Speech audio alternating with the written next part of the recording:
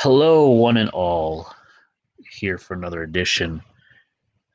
Is the CNP practicing pseudo-law?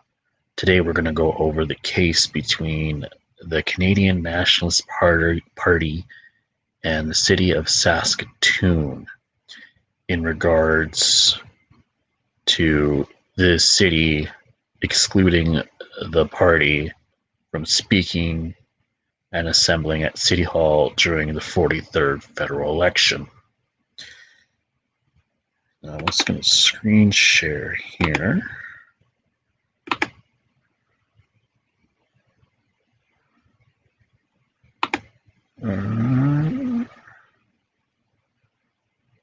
Got some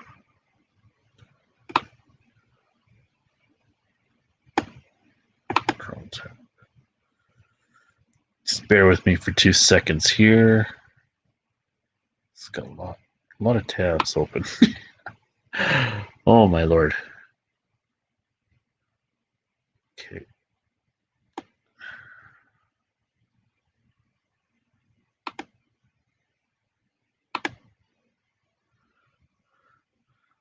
All right, so this is the case here of what happened. So I will read through it and I'll elaborate on some of the points. I've read it a couple times, so I kind of grasped the points already. There is some legalese, but I will definitely put my description in it, put my own words, so it doesn't fly over your head. And then maybe you can watch this again, just so you can grasp it a little bit better and what's going on. So just basically what I just said. City of Saskatoon applies pursuant of Rule 46.1 Court of Appeal rules to quash appeal filed by the Canadian Nationalist Party Incorporated. Saskatoon says CNP was required and failed to obtain leave of appeal the decision under the appeal. It also contends that CNP appeal is manifestly without merit. So this is basically, I'll give you kind of a backstory on this.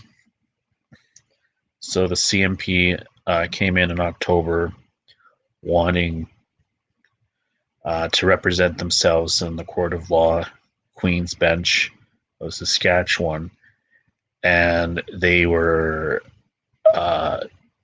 denied that request. They weren't denied the case, they were denied that request. It's very important you decipher between the two as we get on to this a little bit later. That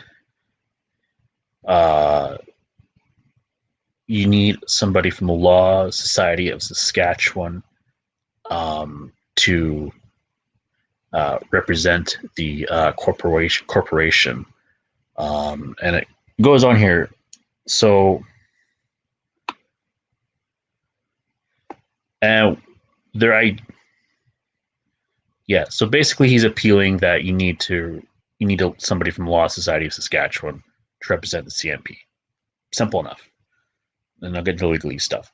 In February 2020, CNP filed a statement of claim against Saskatoon and the Court of Queen Bench seeking damages under the Canadian Charter of Rights and Freedoms and a declaration that Saskatoon had infringed its ability to democratically compete in the most recent federal election. CNP alleged that the infringement occurred because Saskatoon had denied its request to use space in City Hall for purposes of party-related informational sessions, candidate nomination, while at the same time permitting other political parties to use the space. CNP said that Saskatoon had denied its request for denominational reasons, thereby violating the Canadian Charter of Freedoms and Rights, causing the CNP to suffer financial costs associated with obtaining federal eligibility and to incur marketing costs associated with promoting its visibility as a political party. Okay, that's kind of, so this is basically the claims of damages. And basically what I just told you off in the beginning, bit of background there. So this is, so basically claiming Mr. Patron is not a member of the Law Society of Saskatchewan. No assertion made.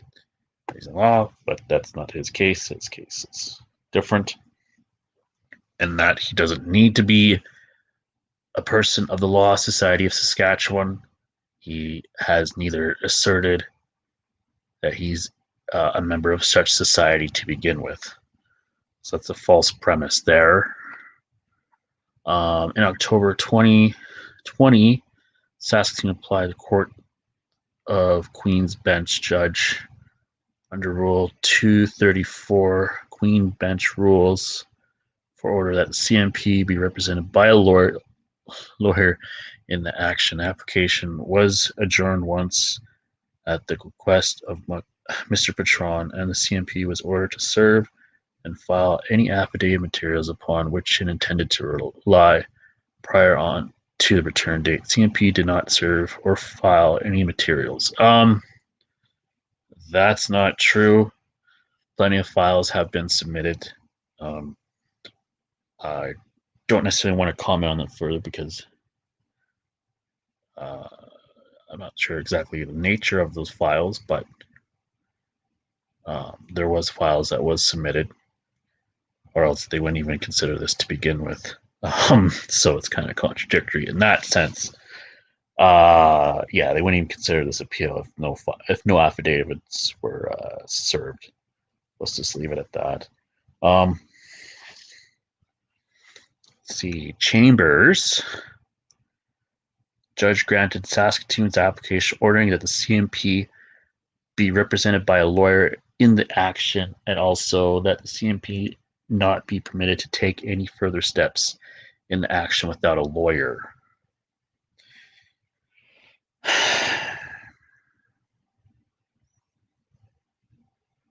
Yeah, so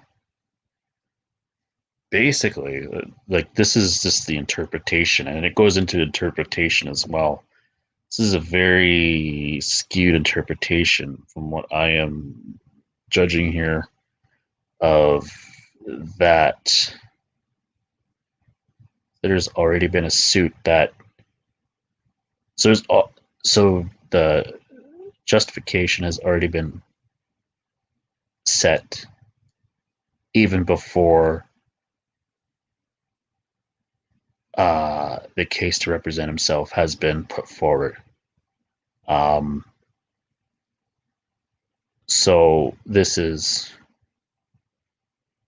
just blatant disregard to the party members to represent himself to begin with. To just outright deny someone justice just because they're not a law society of Saskatchewan. There needs to be proof, and it actually goes into it too. The Rothman's test that they don't necessarily cite. They just okay. So anyway, so they go on here. The subject matter of this action is complex. Okay, I don't.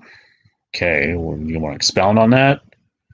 If only because the charter aspect seems pretty cut and dry. I mean, basically sent the letter saying your organization was denominational by nature. I don't know how that's complex. Yeah, that doesn't make any sense. To be dealt with without unnecessary complication or substantial lengthening of the proceedings. Cases involving the interpretation and application of the charter require that representatives of the litigants have legal training, expertise, and objectivity. Typically, it is a lawyer who has those attributes.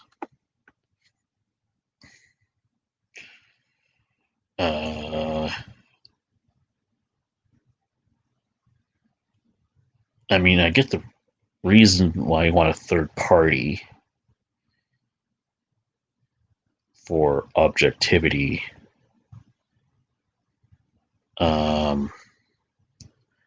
But at the same time, you still have to give a fair shake onto Travis being able to represent himself. And by that first paragraph, he just basically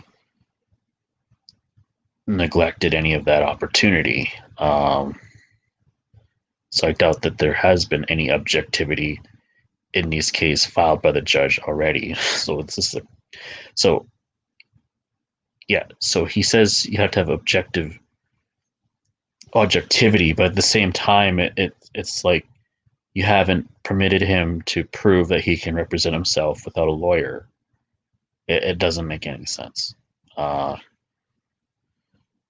anyway, it's common ground that, like again, he's not making the case that he's a lawyer of a law society of Saskatchewan.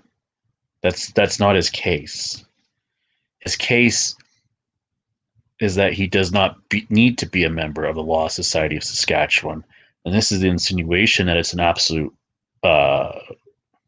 requirement, which it is not, and they even admit this itself at the end, which is kind of funny.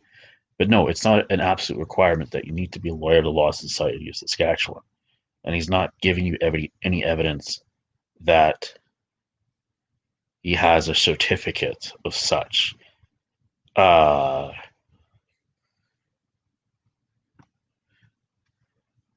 So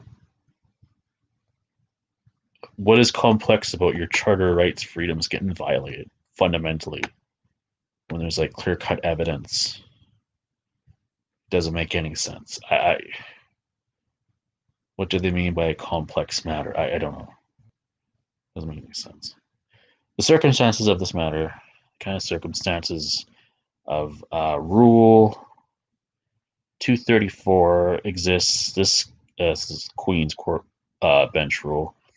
This kind of litigation that requires corporate party to be represented by a lawyer. The plaintiff in this action must be represented by a lawyer. Must.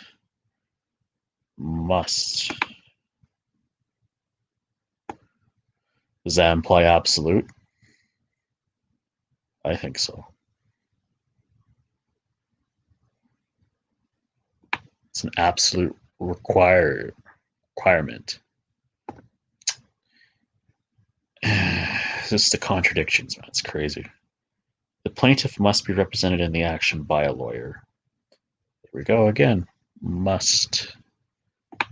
The plaintiff is not entitled to take any further steps in this action except through a lawyer. Oh, does that sound like an absolute requirement? What has been happening so far?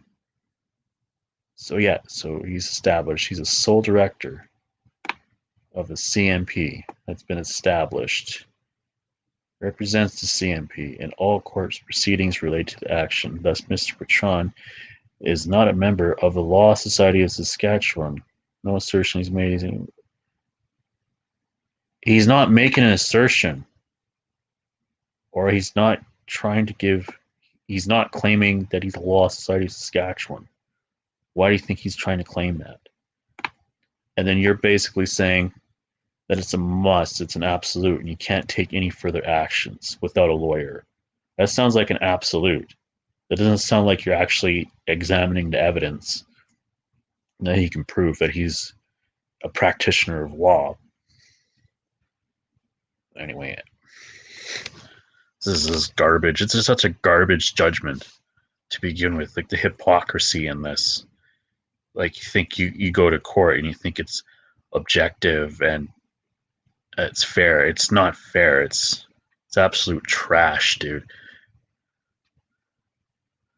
It's like you're insinuating he was trying to say he was a Law Society of Saskatchewan. No, he was not.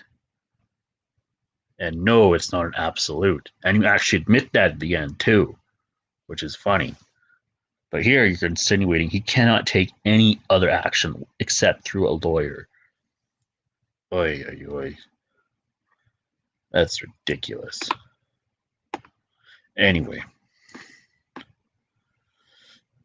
4 days of change decisions rendered. CNP filed a notice of appeal. So this notice of appeal that he does not need to be a law society member of Saskatchewan.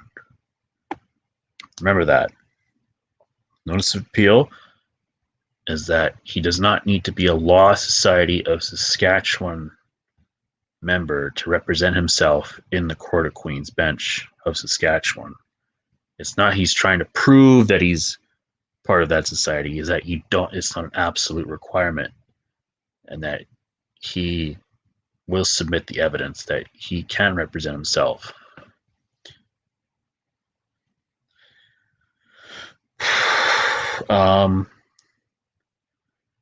So that appeal is taken upon the following grounds. Court of Queen Bench for Saskatchewan ruled against granting Travis Bertrand leave to represent the federally sanctioned party he founded and continues to lead. Yeah, okay. Judge presiding over the matters claims Bertrand is not a lawyer. Oh, wow. Again, not trying to prove that he's a lawyer of the Law Society of Saskatchewan, but that he's capable of defending himself in the court of law, and that it's not an absolute requirement. And you even admit this too. Liars, hypocrites, tell you. Chief agent, sole director is not eligible to represent the corporation in a court of law. Okay. So dictatorship, corporate entity, Canadian Nationalists Incorporated, best suited to act on behalf of the organization in public affairs. There's no person better suited than Travis. Act on lawyer in the file. So he's just making a case.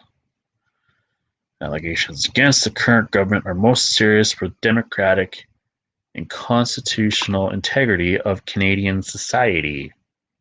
I'd say so. The Canadian Nationalist Party was unconstitutionally excluded from the 43rd federal election after requesting and being denied ubiquitously the liberty of being permitted to host a public event and communicate their policies after the electoral writ, so when they were a federally registered party, September 11th to October 21st, 2019. The plaintiff maintains that this represents a failure of the Government of Canada to uphold their democratic mandate. Yeah, I would say so. I mean, denominational, so basically discriminate based on denomination, so that's either political or religious organizations. There's been other political organizations that have been able to go there, but we were denied access. I wonder why. What a free and democratic society we live in. Yeah, what lies. Anyway, moving on. Denying Mr. Bertrand the ability to continue serving as a lawyer on file could potentially be neglectful of the intent of the inherent dignity of the human person and damage public confidence in social and political institutions, which are designed to enhance participation in society. Being a member of the Law Society of Saskatchewan is not an absolute requirement to represent the corporation in law. Here we go again. Is not an absolute requirement. So he wasn't trying to prove that he was in the Law Society of Saskatchewan. That's a false claim. It's like saying John hasn't provided any evidence that he believes in the Trinity. It's like, I don't believe in the Trinity. I wasn't trying to prove I was believing in the Trinity. You know what I mean? Like, yeah, he doesn't believe that you need to be a Law Society of Saskatchewan. Uh, and to suggest that he was trying to prove that fails otherwise. Uh, your argument fails on deaf ears when you're trying to assert that, especially when there's no leeway. You said basically in the beginning here that the plaintiff is not entitled to take any further steps in this action except through a lawyer. I mean, come on. Like, so not only are we not allowed to represent ourselves politically in a public square, but now we can't represent ourselves in the court of law. It says it right here. There you go. They didn't space that out. That's garbage. Such bad judgment. This is from the highest court of Saskatchewan, mind you. Is not entitled to take any further steps. Wow.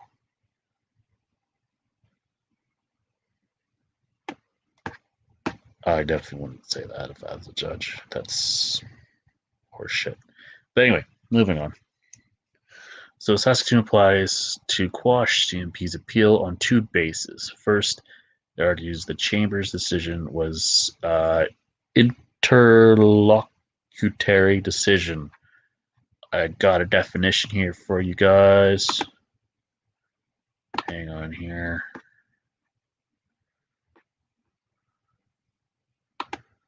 So, nobody in the comments? Nobody watching? Probably shadow ban, who cares? Okay, share screen.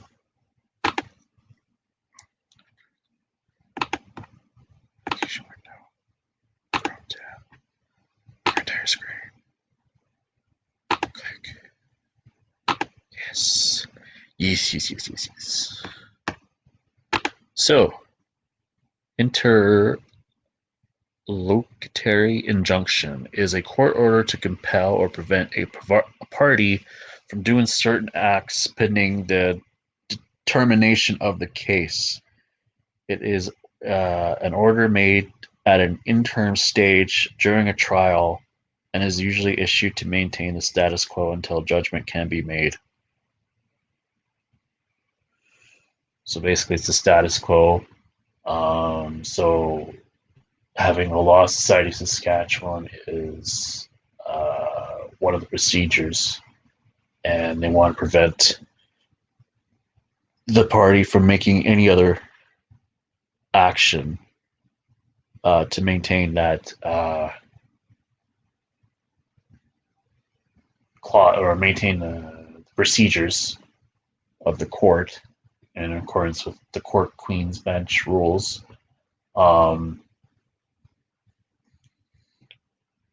Until the appeal has been made. So it's not the case that is in question. It's whether that the CNP can represent themselves or not. And so Travis trying to make his case that he can represent himself, and the city of Saskatoon is basically invoking this interlocutory injunction in order to stop Travis from making any other further action until judgment has been made from the procedures in terms of if evidence has been. So yeah, so it's basically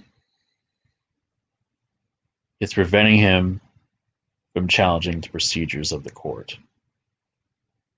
And we'll get into this in a minute. So let's keep carrying on.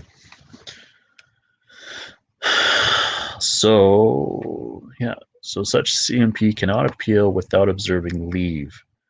Saskatoon also submits that in the circumstances of the case, leave should not be granted New pro tonk. So this is another legal term as well.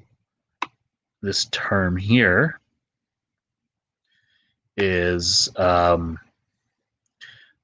so the previous precedent and the previous procedure is that you need to have a lawyer of the Law Society of Saskatchewan to represent the corporation.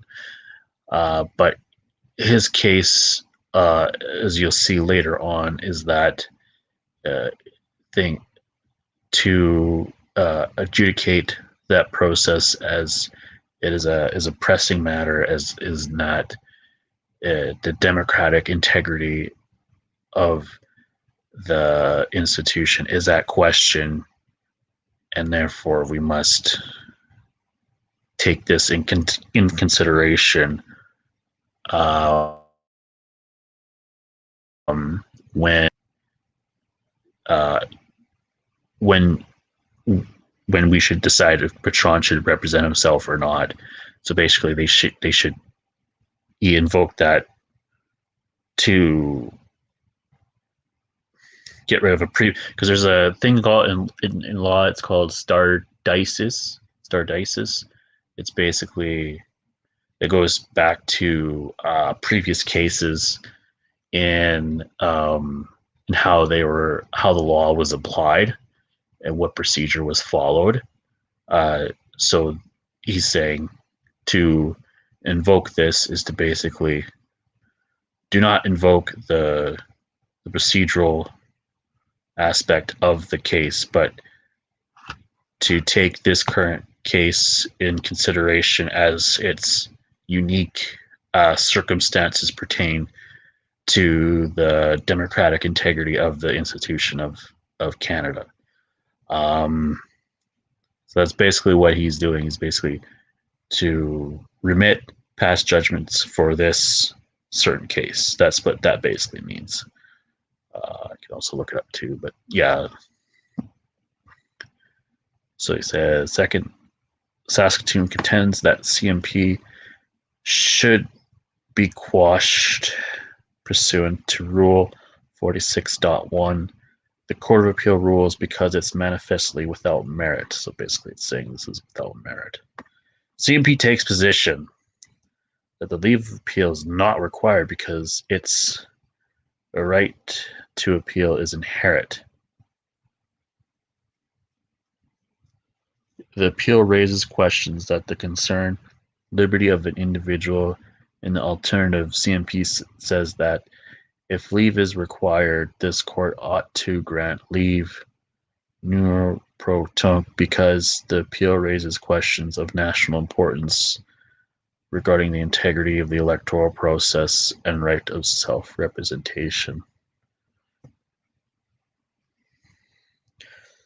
Appeal is inherent.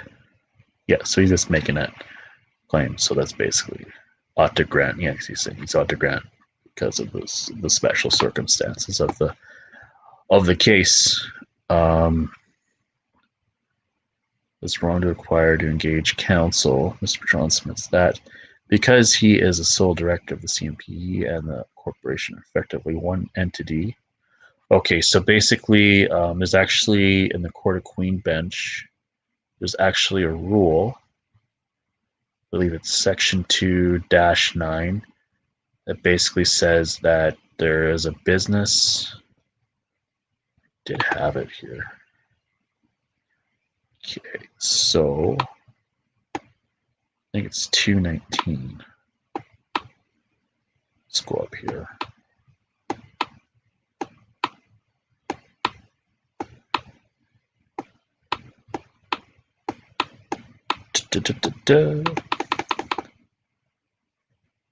Shit. Is it 219? Was it 29? Hang on. I know it was 2.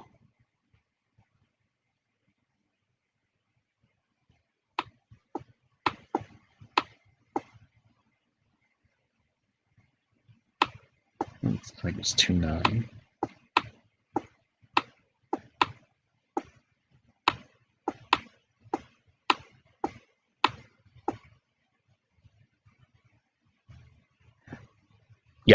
So actions by and against sole proprietors. So if a person carries on a business under a business name other than the person's own name, an action may be commenced by or against the person in either or both names. The rules respecting actions by or against partners apply with necessary modification to an action by or against the sole proprietor in the sole proprietor's business name as through the sole proprietor were a partner and the sole proprietor's business name were the firm name and partnership. So basically, you can be a sole proprietor. So basically, a sole proprietor is a person who 100% owns the corporation. And then you also have the partnership as well too. That's basically what they allude to. So basically, you own half, the other person owns the other half. You have an agreement between the two. Or a sole proprietor, maybe he has an employee contract, but he still owns the corporation. So the person, the sole proprietor, so in this case, the sole proprietor can commence action.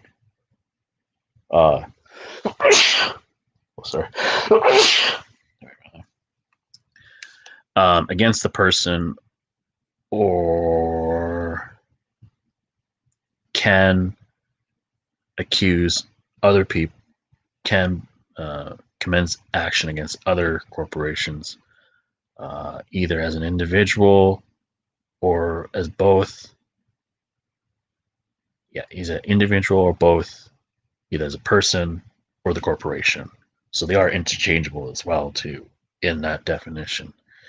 And then you go back here. So he pertains to the individual of the liberty of the individual right here. Right.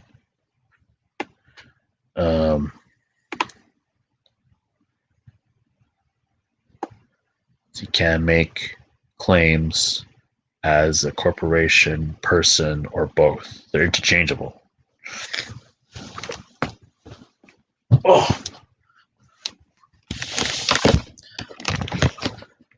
And they're saying it's not, which is weird. The appeal inherent.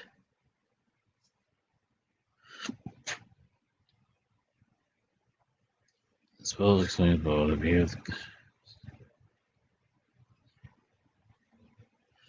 Contrary, the CNP asserts of the inherent right to appeal. Not one recognized Canadian law. The right to appeal from a decision of a lower court only exists to the extent provided statute.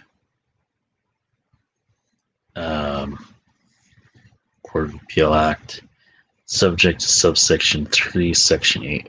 Court applies the decision. Court of Queen's Bench or a judge of that court and of any other court or tribunal where a right of appeal to the court is conferred by an enactment. If an enactment provides that there is no appeal from a decision mentioned in subsection 2 or confers only a legal or a limit right of appeal, that attachment prevails. Enactment prevails. Okay. This is complicated stuff.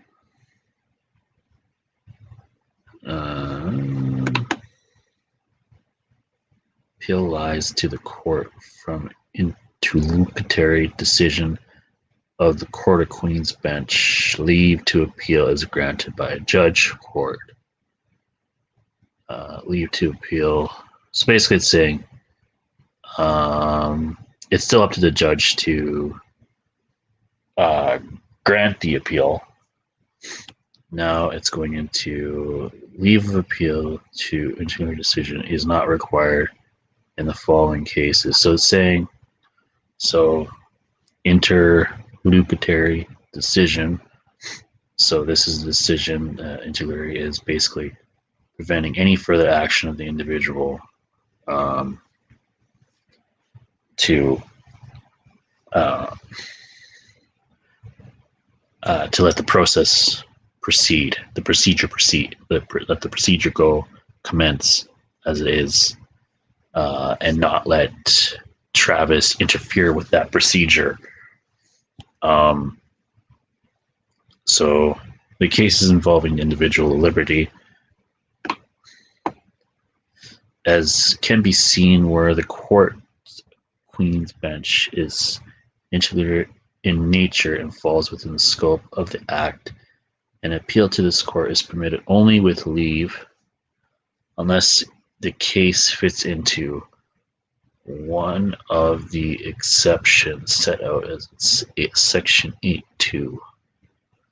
A very general level interior decision is one made during the process of an action other than proceeding that relates to some intermediate matter in the case, not to the ultimate matter of the issue. The determination of whether the decision is final or interlocutory in nature, whether it affects, disposes of the rights of the parties, final binding way with respect to a substantive issue in the action. If it does, the decision is final. Is a final decision. Okay. So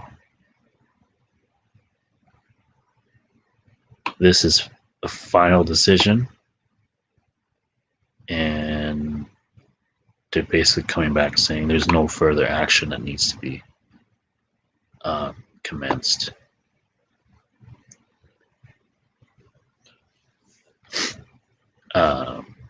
Because of this. Still going back to this. They haven't really addressed the individual. So the individual, yeah, so like I said, Section 2.9, it is interchangeable. So yeah, here we go. This is the argument that I wanted to get to here. So the argument can't be accepted. The notion that the individual person and corporate entity are indistinguishable. Yeah, or interchangeable. It is. Look what they're saying here. The argument can't be accepted that the notion of the individual person or corporate and a corporate entity are indistinguishable or interchangeable finds no support in the law. Really? What's this? Ridiculous. Ridiculous. This is our highest court in Saskatchewan. Don't forget that. What a joke. So, yeah. So anyway, furthermore, the phrase liberty of the individual. So I actually did look that up, Section 8.2, point A and I. It just basically it pertains to when seeking damages. So basically, because they're claiming, because the individual and the corporation are not interchangeable, according to them, they can't accept that argument, even though it says it right here. Oops. Because of that, he is not entitled to any damages, property, anything like that. This is basically what Section 8-2 is, which is ridiculous. We are not persuaded that it has any application in the circumstances of this case.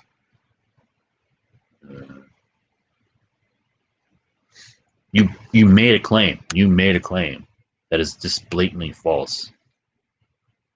And then now you're saying, oh, it's not. There's no application in the circumstances. This is a false claim. Okay, like sure you can say it's not relevant to the case at hand, but you made this case. You made this case. You made this. This is a clear-cut case. Absolutely false. Horrible judgment.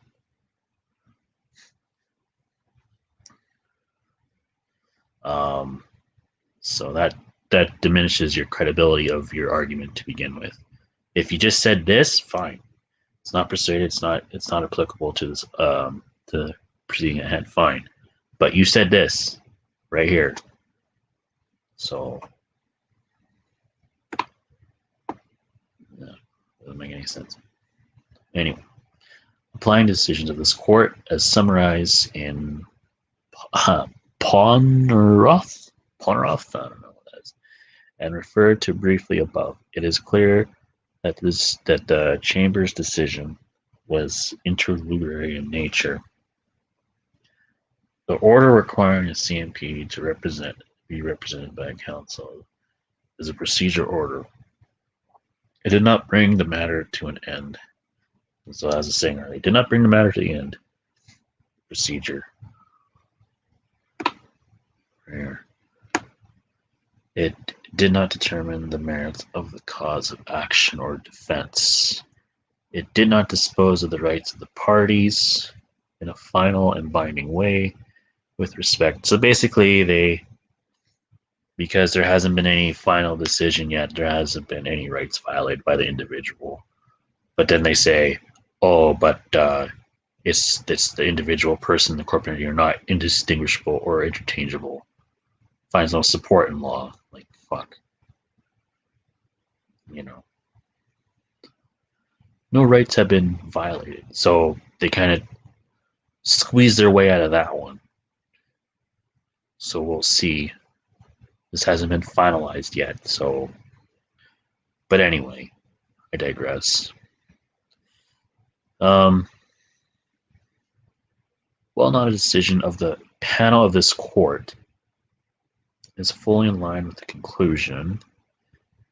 Denied an application for leave of appeal from a decision in which the Court Queen's Bench judge had made an order under the Rule 234 Court Queen's Bench rules requiring corporation to obtain legal representation. The question of whether the underlying decision was final or interlocutory in nature was not explicitly addressed, but the fact that let's say JA, engaged with and determined some other people in the cases, determine the question of whether leave should be granted supports our conclusion that underlying Court Queen Bench decision was interlocutory.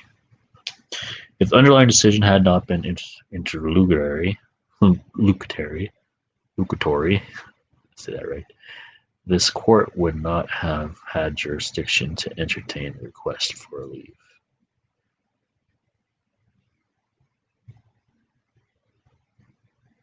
So there you go. That's what I was saying earlier. They would not have they wouldn't even entertain this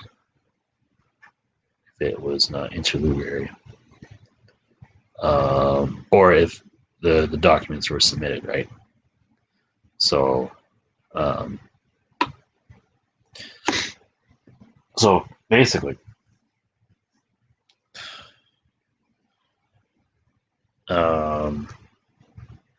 still in question as of right now. It's still in question as to if Travis can represent himself or not. Travis invokes the non-prudenc in order to neglect previous procedures of the case because of the special circumstances that inquiring about the democratic integrity of the government of Canada.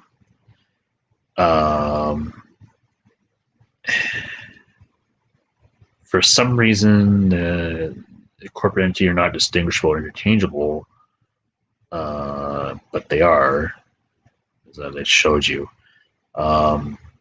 So it's not necessarily that, but okay, so it's not. So he still has a chance to appeal. But now when we get into it, that the appeal doesn't adjudicate Rothman's test. But I'll I'll get into that a little bit later. But so this is granting leave. New pro tunic is not appropriate. So basically, these people are saying is quite silly. Is that the democratic integrity of the country, of the public institutions, of the government of Canada, that circumstance it's not appropriate. So you're democratic, invoking that your democratic rights were stymied as to take special consideration into this certain case is not appropriate. Just digest that for like 2 seconds. The democratic rights from the CNB to peacefully assemble and promote their policies in a publicly funded, taxpayer-funded city hall was discriminated against for being denominational, to take that into consideration, to exempt procedural grounds of you need to have a Law Society of Saskatchewan representative. Basically that, it's not appropriate. That's what they're basically saying. It's not appropriate to bring up that your democratic rights were violated. And so that we could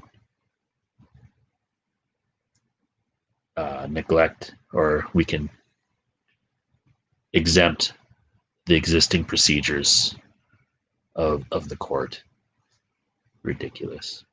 Quote, for instance, the CNP's primary position is that it has an inherent right to appeal.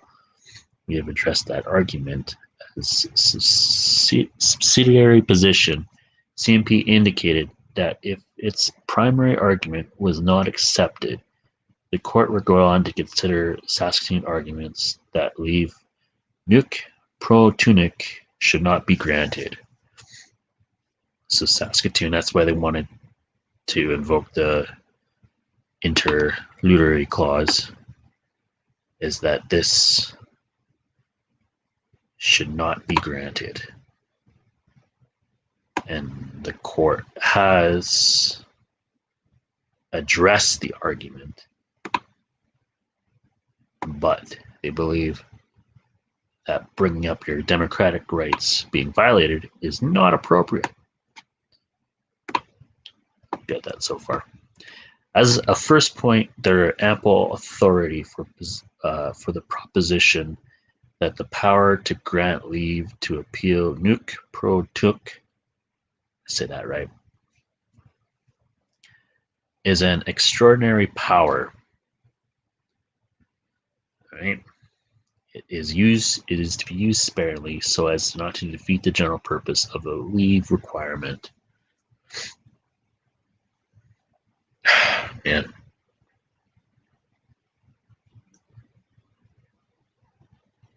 Yeah. So basically saying, oh, you don't do that too often. So I guess, democratic rights is not good enough. Being violated is not good enough to invoke this. So whatever.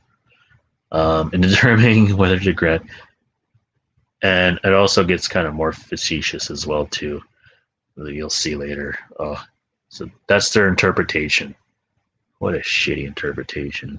In determining whether to grant leave, nuc pro tuc, the first consideration is whether proposed appeal meets the criteria for granting leave set out by the Rothmans. So this is the Rothmans test I've been talking about. If the Rothmans criteria is not met, then leave to appeal should not be granted. So basically, he needs to prove, so like I said, the court has addressed the argument. Saskatoon wants them to maintain the procedural, the normal procedures of this type of court case. Travis wants to invoke this due to a special occasion that certain circumstances do meet this criteria. Now, it's not like they haven't ignored it, but the thing is, so now they have this Rothman's criteria. So basically, if it's not met according to the court,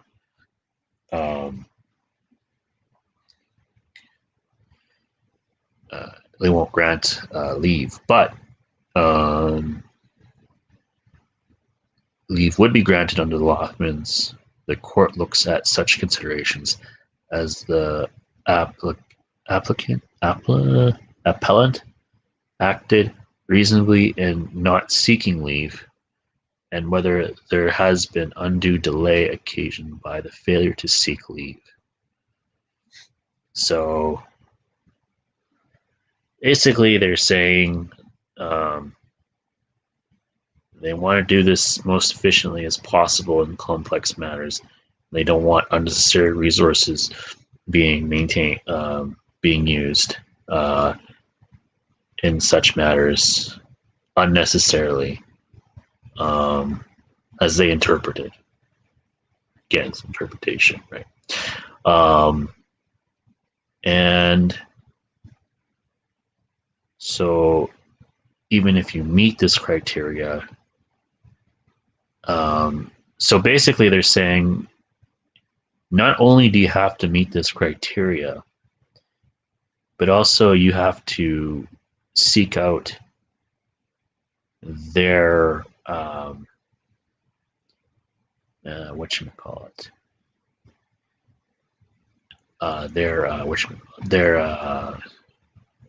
procedural grounds.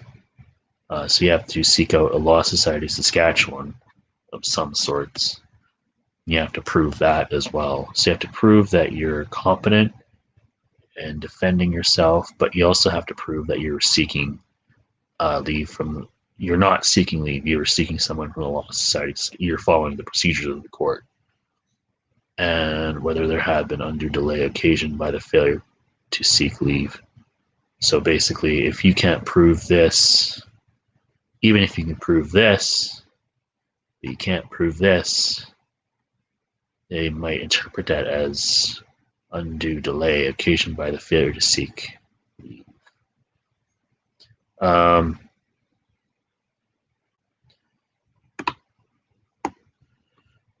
So the Rothmans instruct the determination of whether the appeal should be granted is guided by two key criteria: merit and importance. Merit and importance. Okay. That is to say, the proposed appeal must be sufficient merit to warrant the attention of the Court of Appeal and of sufficient importance to the proceedings before the court, or the field of practice, or the state of law and administration of justice generally, to warrant determination by the Court of Appeal. The onus is on the applicant to demonstrate that these criteria, on balance, weigh decisively in favor of the leave to be granted.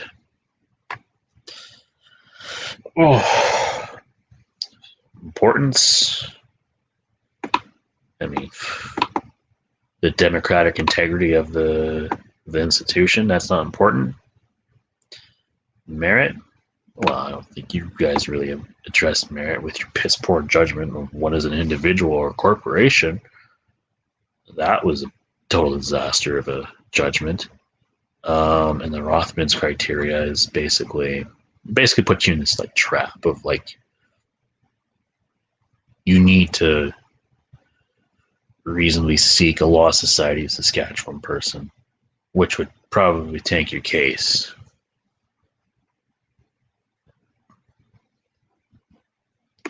Ridiculous.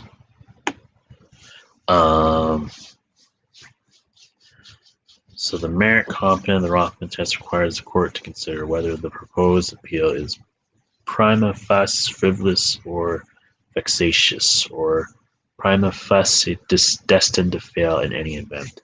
This question must be addressed in light of the applicable standard of review. Again, that's interpretation.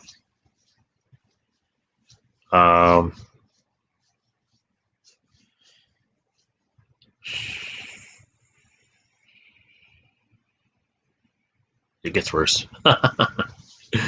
CNP seeks leave to appeal the pursuance of Rule 2-34, subsection 2 of the Queen's Bench Rules. The rule reads as follows: subject to sub-rule, unless the court orders otherwise, a party, that is a corporation, must be represented in a proceeding by a lawyer.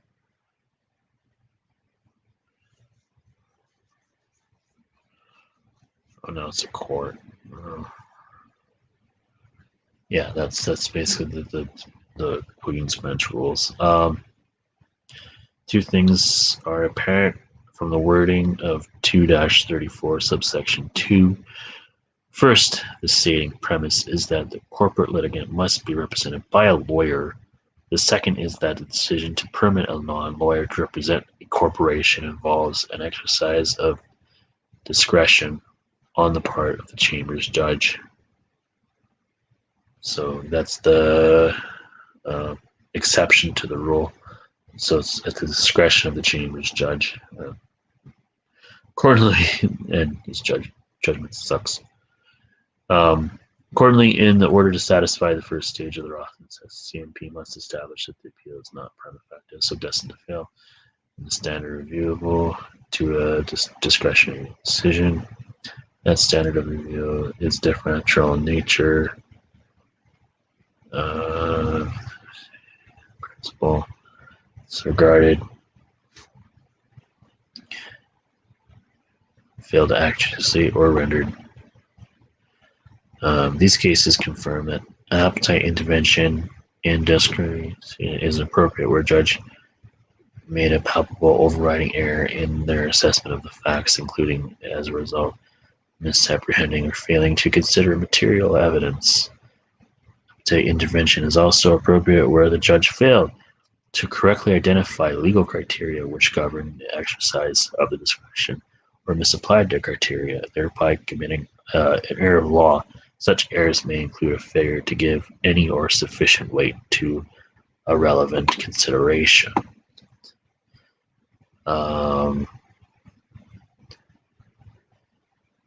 So I'll read this next part now to pertain it back to this.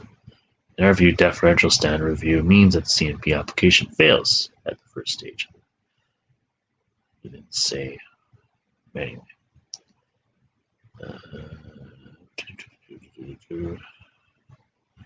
Proceeding connected fashion, the complexity. So this is here to go with the complexity of the proceedings. Also relevant are the interests of the corporation, various stakeholders, the capability of a non-lawyer who proposes to represent the corporation to effectively conduct legal proceedings, and the potential impact granting the order on financial and other interests of the parties involved. Potential impact. Yeah, I don't get why they're not interchangeable. That first part, I didn't get that. This is just basically interpretation. So basically the complexity of the proceeding, that it's a charter rights challenged, that you understand the complexity of the proceeding and he won't be objective in it. That's basically their claim against Travis for not representing himself. In the case, Chambers judge clearly considered such matters as the nature of the proceedings. The facts alleged in the statement claim the complexity inherent in charter issues raised and the relief sought by CNP. He also considered that by virtue being directly in line with the corporation, Mr. Patron may not have the objectivity. There we go. Objectivity. So he's biased. He's biased in such a complex matter. That doesn't make any sense, dude. It's papers. So, yeah, and then conclusion. The judge, in the case that the judge misapprehended or failed to consider relevant evidence or made palpable overing error of the fact. So it's mentioned back up here. CNP has filed no evidence in support of its position. Mr. Patron should be permitted to represent it furthermore. Contrary to what Mr. Patron suggests, the Chamber's judge did not hold that being a member of the Law Society of Saskatchewan was an absolute requirement to represent the corporation. He simply determined that in that light of circumstances. Okay, so this is a member you have to be an absolute requirement. Like, basically, claim was no further action could be required without a lawyer. And then they turn around and they say, this kind of litigation that requires corporate party to be represented by the lawyer. So it's this type. So he's recognizing that it's a special case, but he's still saying that this type of litigation still requires a lawyer.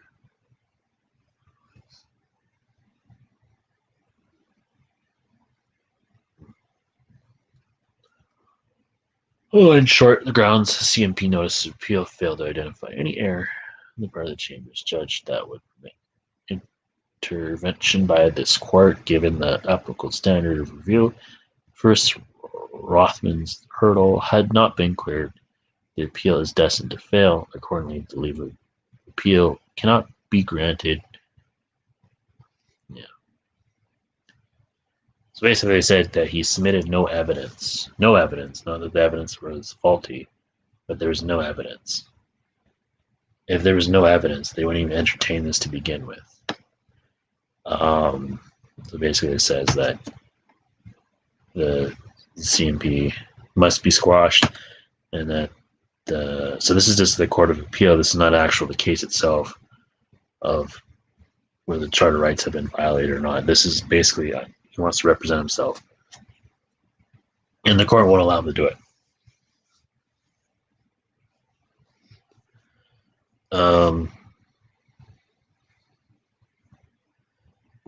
So there's a claim there's no evidence, but at the same time, if there's no evidence submitted, why would they entertain this to begin with?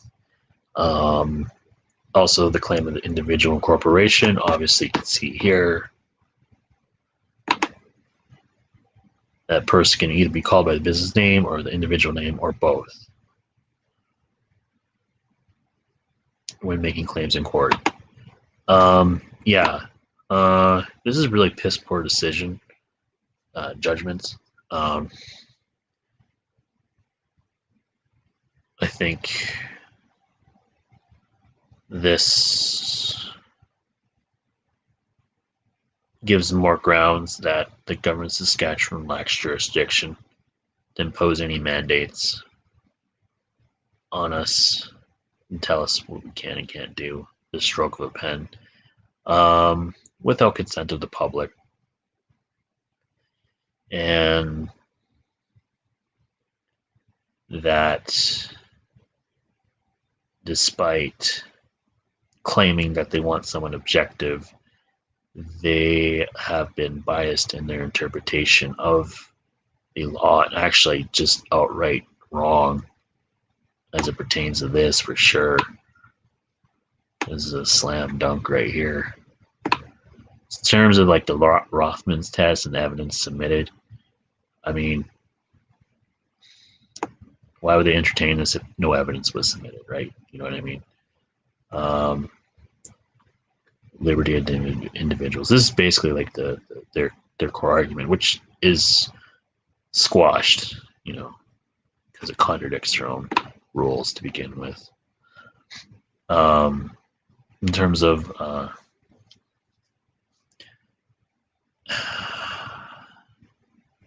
so just doing a quick summary here. What was that? weird Latin word. Anybody here? No. That's cool. All right. Where was I? Where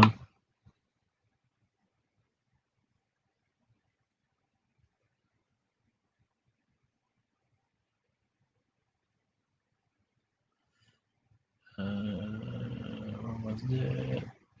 There we go. Nunc pro tunc. So basically, to exempt existing procedures, as the special case is the special case in that democratic integrity and public institutions have been under integrity have been has a potential for being discredited, which is a very important thing. And the liberty of the individual. You also say restrained, confined. No, this act has nothing to do with being restrained, confined, or otherwise restricted in their movements. It has nothing to do with this. Nothing. I can show you the act, actually. It's just about, in terms of money and claiming damages as a corporation. It's basically said it's not interchangeable, so therefore, if it's not interchangeable, you can't claim, that's your claim. If it's not interchangeable, you can't claim damages. As per this act that I'm going to show you. What is it? 8.2 right here. So subject to sub-rules 2 and 3, unless the court orders otherwise, the expedited procedure on this part of the action applies if the only claims in the action are one of more money, land, builder's lien, personal property.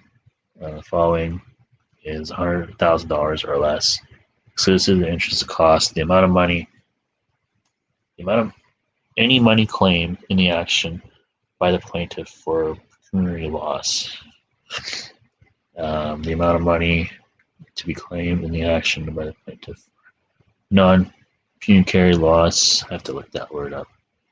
The fair market value as date, the commenced of all net interest.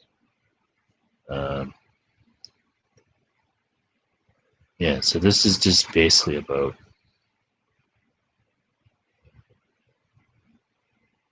because it's not interchangeable, you can't claim this. You can't claim any damages whatsoever, which is just a lie.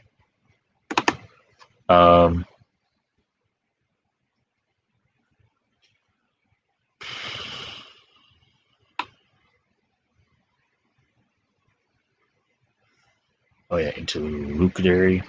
It's basically Saskatoon's preventing them any action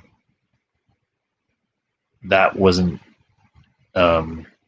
denied. That that wasn't denied by the court. It was considered, as well as Travis's argument was considered in the court about being able to represent himself in further action.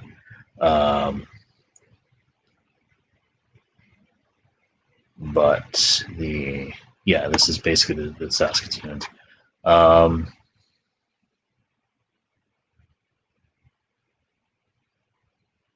So basically, they said that Travis doesn't meet the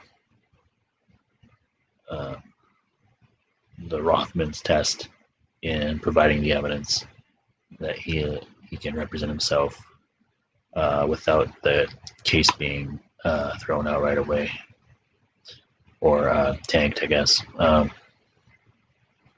So yeah, that's basically it.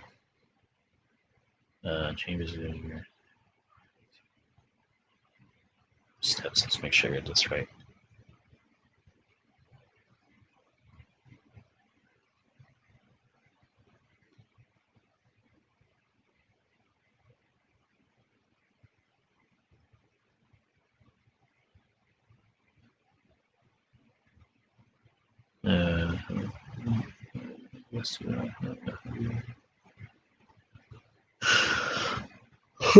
Okay. Ordering the CNP be represented by it. So yeah, if you're if you're a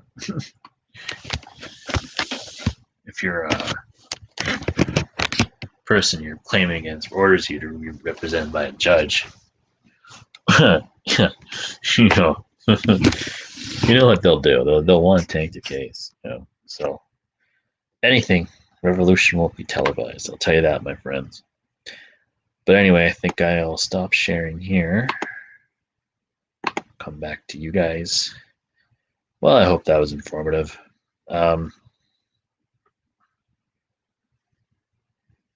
What we've learned is that the courts will find any way and up to outright being wrong in their judgment, and able to inhibit you to represent yourself. I think anybody should represent themselves.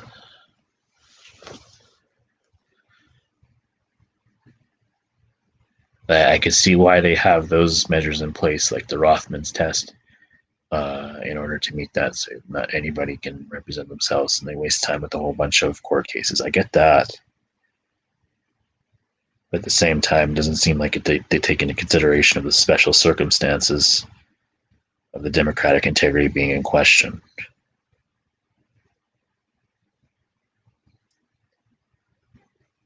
I don't know, like what other big reason, like what other bigger reason would there be to enact the new law, to basically neglect previous procedures with the Nuno Pro Tuna clause and consider the appeal to let Travis represent himself.